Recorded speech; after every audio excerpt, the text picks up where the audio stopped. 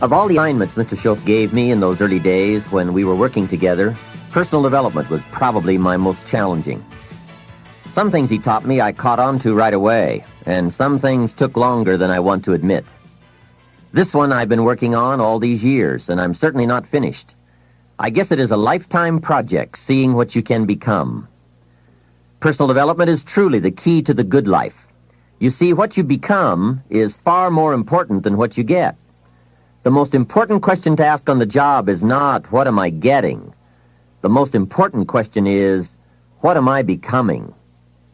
However, it is also true that what you become directly influences what you get. Most of what we have attracted by the person we have become. So here's the great challenge of life. You can have more than you've got because you can become more than you are. That is the great focus of attention for life change. Now, on the other side of the coin it reads, unless you change how you are, you'll always have what you've got. I've discovered that income does not usually exceed personal development. Sometimes income takes a lucky jump, but unless you keep growing out where it is, it will usually come back where you are. If someone hands you $1 million, best you become a millionaire quickly, so you can keep the money. Life has strange ways.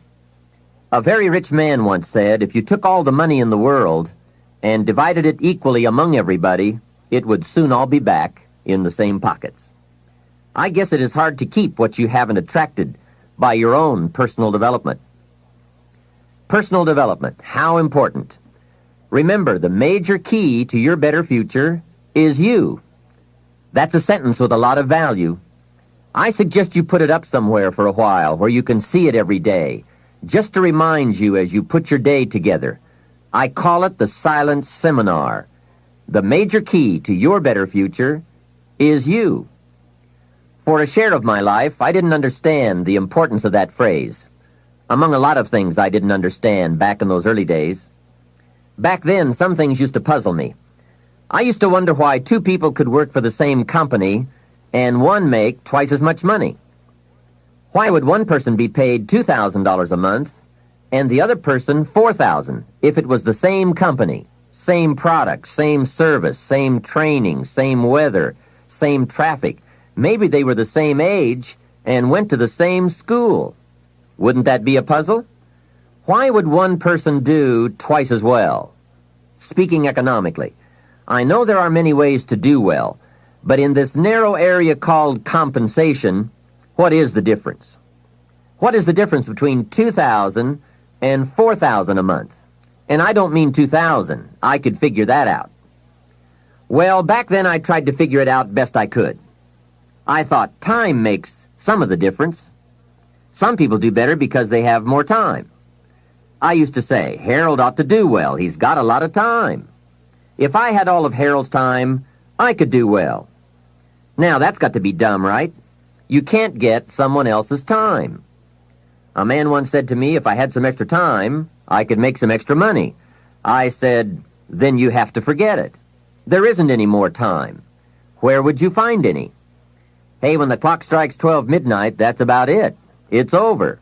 There isn't any more time. If you insist on finding more than 24 hours a day, they will come and take you away. So if we can't get more time, what could we get that would make the difference in economic results? And the answer is value. Value makes the difference. You can't get more time, but you can become more valuable. So value makes a major difference in how much money you earn. Now, here's a primary lesson in economics. We get paid for value. Bringing value to the marketplace is how we get paid. Whether you work on a job or whether you bring goods and services, we get paid for the value. Now, I know it takes time to bring value to the marketplace, but you don't get paid for the time. You get paid for the value. Mistakenly, the man says, I'm getting $20 an hour. And the correction is, no, not for the hour. If that was true, you could just stay home and have them send you your money. No, you don't get paid for an hour. You get paid for the value you put in an hour. An hour is simply a convenient way to measure the value. So one of the important questions to ask is it possible to become twice as valuable and make twice as much money in the same time? Could you become 3 times as valuable and make 3 times as much money in the same time? And the answer is, of course. Yes, you can become more valuable if, and it's always if, right? Life is known as the big if. Harry Truman once said, life is iffy. How true. And here's the big if we are going to consider. It's possible to earn 2 or 3 or more times as much money in the same amount of time if you go to work primarily on yourself. And that's what we're considering in this session, learning to work primarily on ourselves. Mr. Shoaf put it to me this way when I first met him. He said, Mr. Rohn, if you wish to be wealthy and happy, learn this lesson well. He said, learn to work harder on yourself than you do on your job. When he said that, I suddenly understood why I was broke. I was a hard worker on my job. If anyone would have asked me at age 25, Mr. Rohn, are you a hard worker? I would have said, yes, I'm a hard worker. Check my record. And that was true. I was a hard worker. But see, that was my problem. I was working hard on my job, but I wasn't working hard on myself. And that was the main reason for my lack of progress. See, it's easy to get faked out. The man says, I've got 10 years of experience. I don't know why I'm not doing better. What he doesn't understand is that he probably has 1 year of experience repeated 10 times. He grew pretty well that first year, and then he just did that first year 9 more times. He didn't keep growing. Some people look for more money, but they look for it in the wrong direction. The man says, I need more money. I'm going to go to work on my boss. Hey, I found out bosses are notorious. They don't play fast and loose with the company till. I've never seen a boss get excited and triple somebody's wages. They don't behave in such an irrational manner. So that's not it. Some people say, I'll strike for more. Well, the problem with that is, once you start, you'll always have to strike. And I'll tell you what you get by demand. Little bitty pieces. Barely enough. And now inflation beats that approach, right? Inflation will usually equal or exceed a small wage increase, especially after taxes. Forget the little increases that just let you get by. Hey, you can get by with a crust of bread and a pair of shoes. But in this program, we are talking big success, not just getting by. The guy in sales says, I know what I'll do. I'll get me some of those sales books that teach the tricky sales. I'll put it on my prospects, dazzle them with my sales footwork, grab their money before they know what's happened. Well, you can try that, but my experience shows you wind up at the bottom of the economic ladder, not the top. See, it's not what you get by tricks that counts. It's not what you get by demand. It's what you get by performance that counts. And I found this out. Performance comes from inside, not outside. For the first part of my life, I was looking for the answers outside before I finally discovered they were inside. Success is not something you pursue. Success is something you develop. People are often asking me, how do you develop an above-average income? And the answer is, become an above-average person. Develop an above-average handshake. Some people want to be successful, and they don't even work on their handshake. As easy as that would be to get started on. They let it slide. They don't understand. Develop an above-average smile. Develop an above-average intelligence. Develop an above-average interest in other people. Develop an above-average intensity to win. See, that will change everything.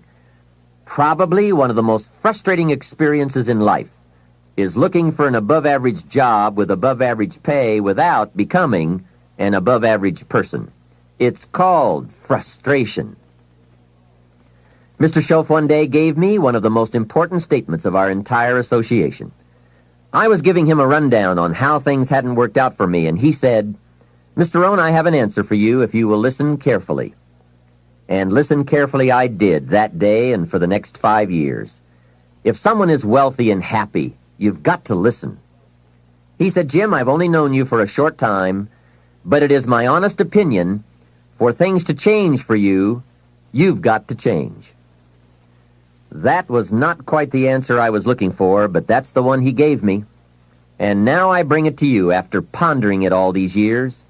For things to change for you, you've got to change, no matter what successes you've already achieved. Otherwise, it isn't going to change for you.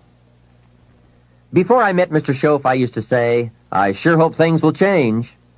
That seemed to be my only hope. If it wasn't going to change, I was in serious trouble. Then I found out it wasn't going to change, and I was in serious trouble. Hey, remember, it isn't going to change. Not long ago, I did a seminar for a group of oil company executives during their convention in Honolulu. Sitting around this conference table, one of them asked, Mr. Rohn, you know some important people around the world. What do you think the next 10 years are going to be like? I said, gentlemen, I do know the right people. I can tell you. So they all listened very carefully.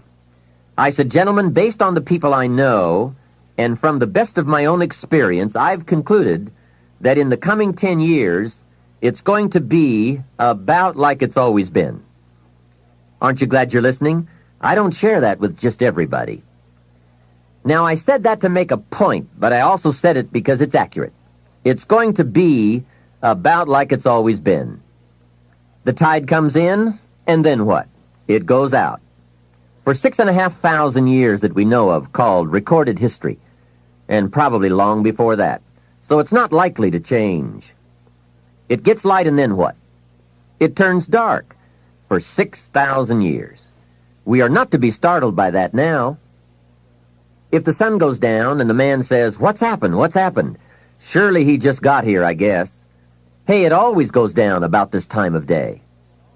In rotation, the next season after fall is winter.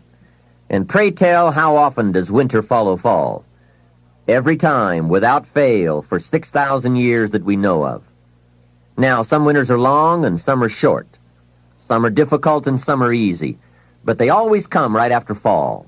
It isn't going to change. Sometimes you can figure it out, sometimes there's no way to figure it out. Sometimes it goes well, sometimes it gets in a knot. Sometimes it sails along, sometimes it gets in reverse. See, that's not going to change. The last 6,000 years reads like this: opportunity mixed with difficulty. That's how it reads. It isn't going to change. The man says, well, then how will my life change? And the answer is, when you change.